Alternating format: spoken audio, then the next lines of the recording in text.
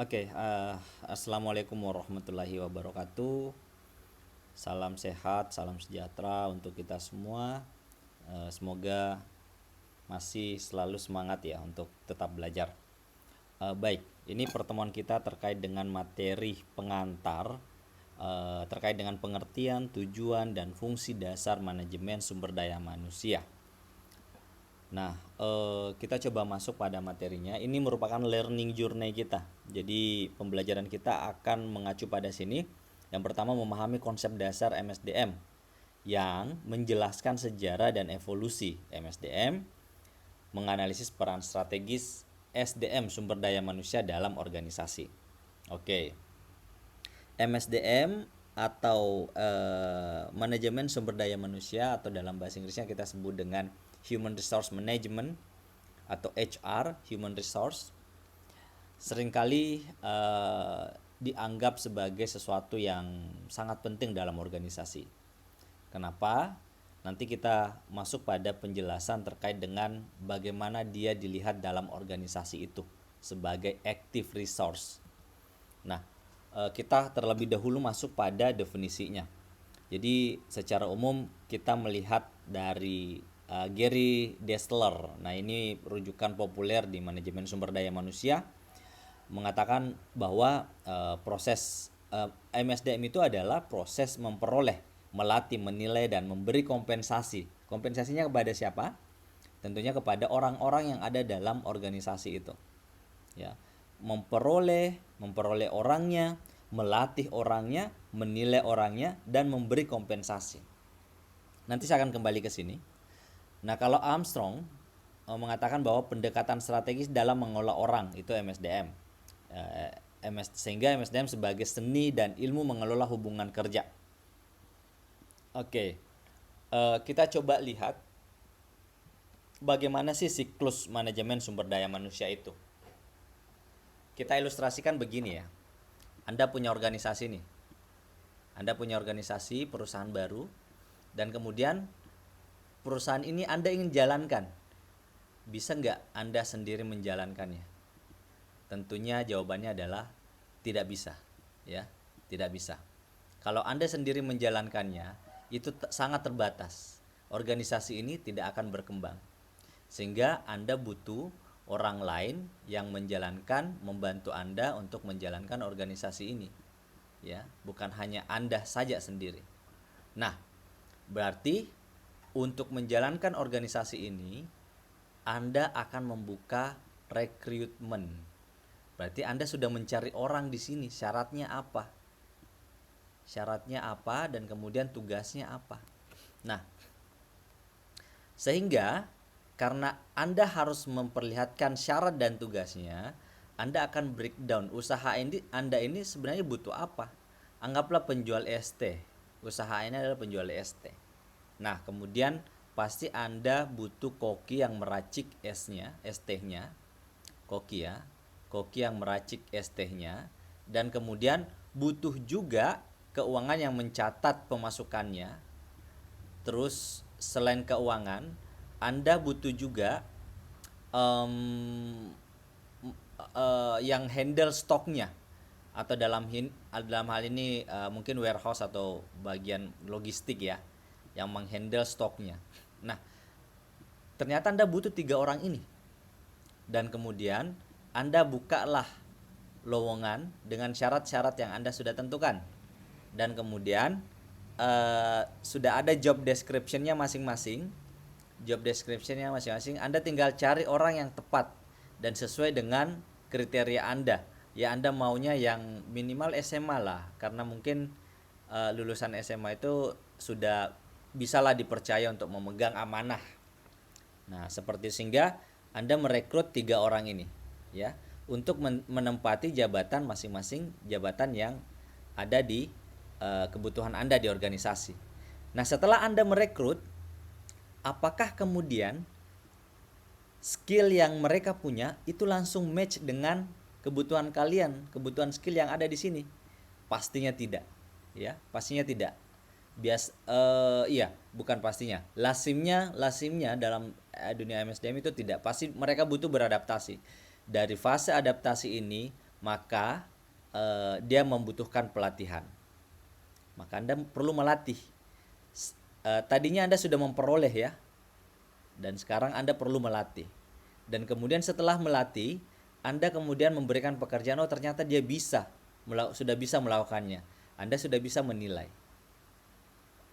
Dan kemudian dari penilaian itu, Anda melihat oh ternyata kinerjanya sangat bagus dan motivasinya pun bagus, sehingga Anda memberikannya kompensasi yang layak sesuai dengan kinerjanya.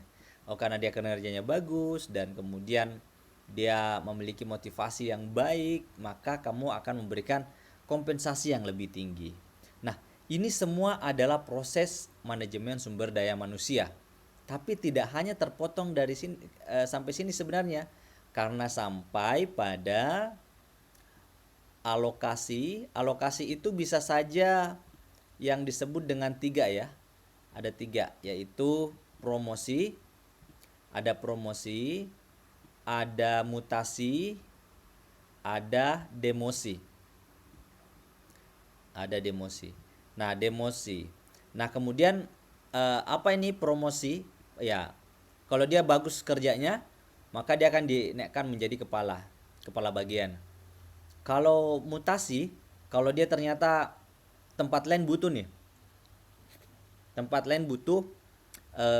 pekerja seperti skillnya, maka kamu akan tempatkan dia di cabang yang lain.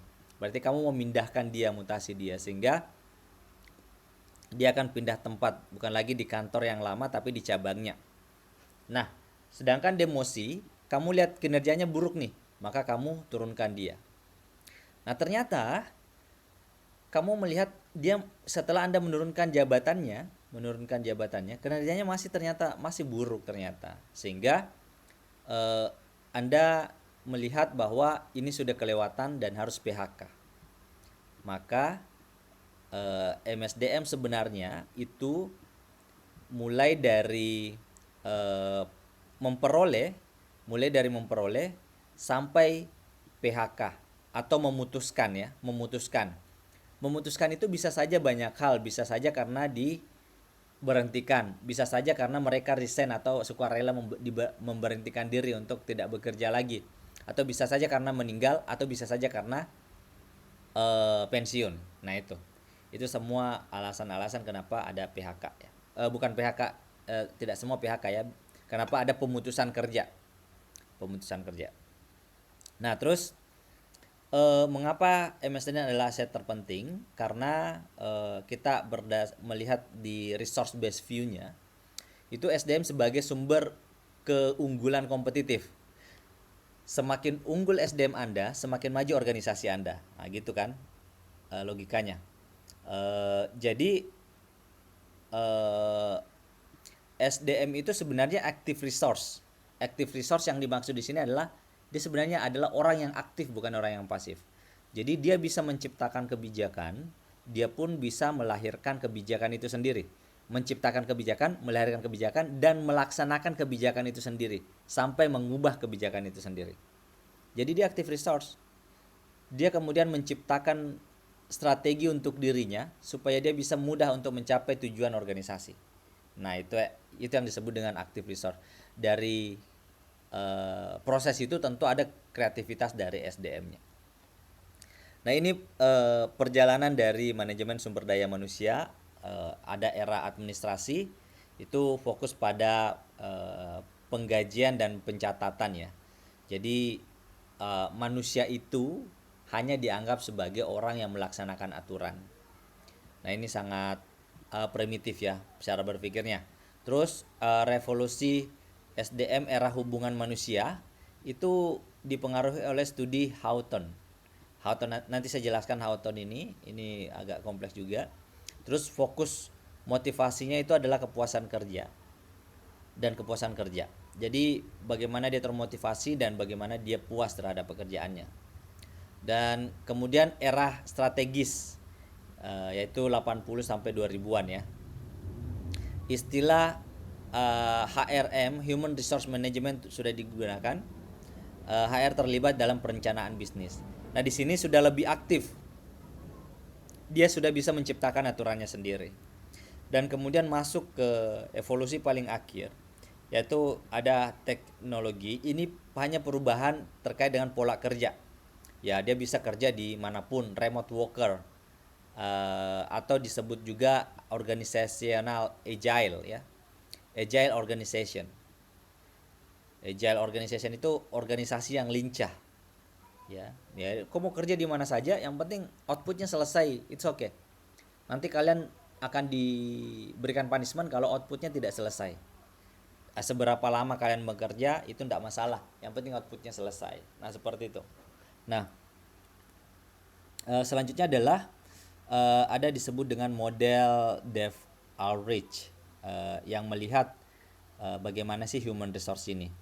Yang pertama itu melihat hanya pada pekerjaan-pekerjaan administratif, dan kemudian ada juga yang melihat ternyata pada aspek bahwa karyawan ini bisa melahirkan inovasi. Terus karyawan ini bisa melahirkan sebuah perubahan, dia agent of change agent atau change agent ya. Terus perusahaan harusnya menjadikan dia partner strategik agar tujuan organisasi bisa tercapai. Nah, ini perspektif lama dari MSDM. Kita dulu menyebutnya personalia. Nah, sekarang MSDM ya, manajemen sumber daya manusia. Apa perbedaannya keduanya? Ternyata itu sangat berbeda. Yang pertama transaksional, yang kalau yang personalia itu sifatnya transaksional. Kalau MSDM itu sifatnya transformasional. Kalau transaksional berarti karyawan hanya dilihat untuk melaksanakan tugas-tugasnya saja. Kalau transformasional berarti karyawan melaksanakan tugas yang sifatnya inovatif. Dia diminta berpikir supaya dia bisa menyelesaikan tugas dengan baik dan inovatif. Nah, terus selanjutnya ada orientasi jangka panjang, ada orientasi jangka pendek ya. Ini jangka panjang yaitu ke MSDM. Ya, kenapa? Karena sifatnya strategik ya. Terus jangka pendek karena ya dia cuma melaksanakan tugasnya saja. Terus ada kontrol administratif untuk di personalia. Ya, ada peran strategis ya. Dia sifatnya peran strategis kalau ini terlalu banyak aturannya. Kalau administratif ya. Kalau peran strategis bagian ini, maka dia sifatnya lebih fleksibel, lebih agile untuk mengatur dirinya sendiri. Nah, ini hierarki tujuan MSDM. Ada tujuan organisasionalnya. Tujuan organisasionalnya itu yaitu di bawah nanti kita jelaskan. Ada tujuan fungsionalnya, ada tujuan sosial, dan ada tujuan operasionalnya. Nah, ini ada 4 di sini. Kita masuk dulu yang pertama ini, tujuan organisasional. Mengharapkan efisiensi dan efektivitas pencapaian tujuan organisasi. Jadi the right person on the right place, menempatkan seseorang sesuai dengan tempatnya. Jangan orang IT kamu tempatkan di bagian hubungan masyarakat. Nah, itu tidak pas. Atau bagian lulusan finance keuangan kamu tempatkan di bagian IT, itu tidak tepat. Nah, harusnya bagian lulusan finance ditempatkan di departemen keuangan. Nah, seperti itu. Terus tujuan sosialnya adalah kepatuhan hukum dan etika. Tentunya dalam organisasi kalian berinteraksi dengan orang banyak dan kalian mempunyai tatanan interaksi sosial ya yang harus kalian ikuti. Terus profitabilitas dan kesejahteraan, ada yang disebut dengan triple bottom line atau people, profit, dan planet ya. Nah, ini adalah ukuran kemajuan dari sebuah organisasi kalau dia memenuhi triple bottom line. Apa maksudnya ini? Bahwa perusahaan itu mempunyai people, orang-orang yang kemudian ingin menghasilkan profit ya. Dia orang-orang ini atau orang-orang dalam organisasi ini ingin menghasilkan profit yang tentunya dia tidak boleh merusak lingkungan karena akan mengurangi profitnya kalau dia rusak lingkungan. Dan manusia juga butuh lingkungan untuk bertahan hidup. Nah, sehingga ini tiga dasar ini sangat dibutuhkan dalam organisasi. Pada intinya karyawan bahagia itu adalah karyawan yang produktif. Artinya kalau karyawannya bahagia, maka dia akan lebih produktif. Nah, ada disebut dengan well-being ya. Well-being, kesejahteraan mental karyawan. Itu kita harus mendorong yang namanya work-life balance-nya, keseimbangan antara pekerjaan di kantor dengan aktivitas individunya.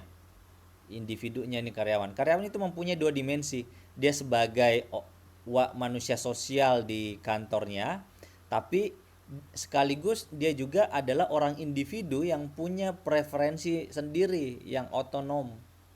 Dia mau apa, dia mau ini, dia mau itu.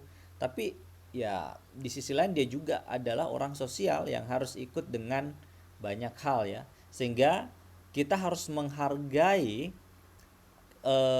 keputusan bekerjanya sekaligus menghargai preferensi individunya ya. Terus ada lingkungan kerja ergonomis, ini sangat dibutuhkan supaya mereka bisa bekerja dengan baik.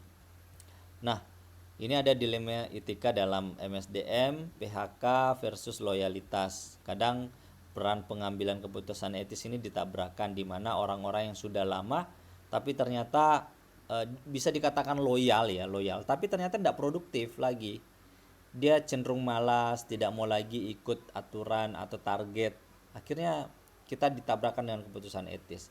Biasanya kalau orang seperti ini memang tidak bisa kita kembangkan lagi, maka dia tidak akan menduduki jabatan apapun, kita tempatkan pada posisi paling bawah.